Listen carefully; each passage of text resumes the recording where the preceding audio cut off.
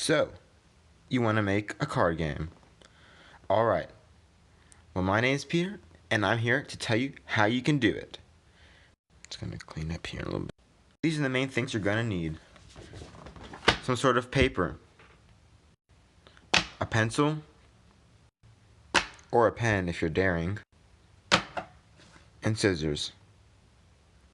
I'd also throw in a ruler for good measure. If you don't want to use scissors, you could tear them, or you could use index cards. If you use index cards, they'll be kind of big, but you can get something looking like this. And that's still a pretty good game. First, what you want to do is either trace a card or look at the dimensions online and make it out of a ruler. Then, if you already know how to do your card game, you can move on to making your layout. So it should look something like this. Okay. So see, I have my whole grid traced out. I think this was when I was first trying out different layouts. So basically, do that for the whole page, and then you can start drawing your game. Now, one of the more complicated things can be the rules, but don't worry, that's what I'm here for. For the rules, basically, just make your own game. I know it doesn't really sound like any help, but make it your own. Just make it how you like it, you know? If you've played other card games, take things from those card games that you liked and try to put them into your own game. Don't copy a game straight from the game. It's kind of no fun. So just think of things that you liked and make it your own. For example, my game, I liked the typing system of Pokemon. I liked it so much I had 2 types for each of them. I really wanted them to be kind of specific. I also liked how Pokemon had each had their own moves. What I didn't like though from a lot of games was how you have to collect points. Magic, you gotta have to get the lands, or in Pokemon you have to have the energies. Instead, I went for a different kind of thing, which I don't think I've ever seen anywhere else, is a consistent, all around the board 10-point system. And then I went for simplicity and made that their life too. Mine is mostly for simplicity. I really liked a simple game. Most games were too complicated for me, so I made my own that was simpler. Next, ideas. Coming up with ideas for a card game can be kind of challenging for some people, especially for me. After a while, and you start making, first you usually start off making the cool cards, the things you like to draw. But then after a while, it kind of starts getting a little tough to come up with ideas. Here's my suggestion. There's usually around 3 ways to come up with ideas. Or 2. There's just general ideas, just making up a character, a really basic, a flame knight, and then drawing a picture on that. Or you can draw a picture of something and then make up the name. Or you can do the other way around. Draw a picture of something that looks interesting and make up a name for that. Here's a good example. This one. First I came up with the name, Shark Gladiator, and then I drew the Shark Gladiator. Then, for another one, this one. I drew this thing, I drew this little monster, and then I came up with the name.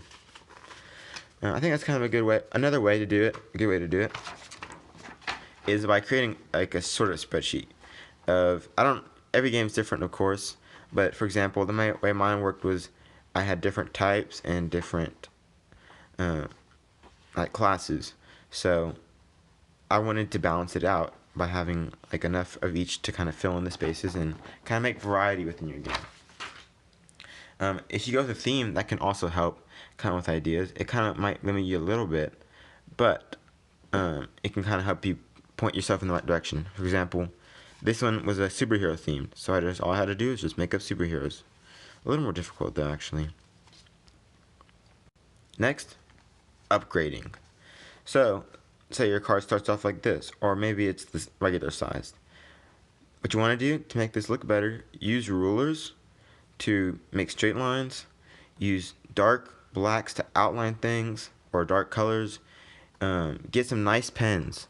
These Sharpie pens will work okay, but I highly suggest you get like some microns. Outline that baby, and then color it. Use color. You need colored pencils too. If you have markers, go ahead, marker it up. Then it'll probably look a little something like this. If you notice this one's kind of shiny, that's because I did this little tape gloss effect. So basically, I put some clear packaging tape over it, and I put it on the back too. And I just cut off the excess. It's kind of like laminating it in a way. So that's kind of the level 2. Then there's level 3. This is the current level I'm at. Basically, what you want to do for this level is go onto the computer and make yourself a digital template. So once you have that, then you can just kind of print it forever and ever and draw over that. This way the lines are really, really clean, and yeah, this is basically kind of like this, except you can go way faster because all you gotta do is boom, print, print, print, print, print, and these things can just come off like hotcakes. And then their final level, what is that, 4? This is like professional quality. I haven't gotten here yet, mostly because it takes a lot of time. For this, what you want to do is go to the computer, and then I believe it's Game Crafter. Or first, go to the computer, get some fancy editing software. If you're getting here, you're past me. But what I think you'd probably do is get some editing software, make yourself a really nice one, even draw your pictures in the computer if you want. Make that clean, nice. You upload that to the Game Crafter, and then buy yourself some packs. And then boom, you're like at the highest level, and then you can like start selling that stuff. So yeah, that's basically how to make your own homemade trading card game. Another tip, get involved with the community if you're really into that. They're helpful people.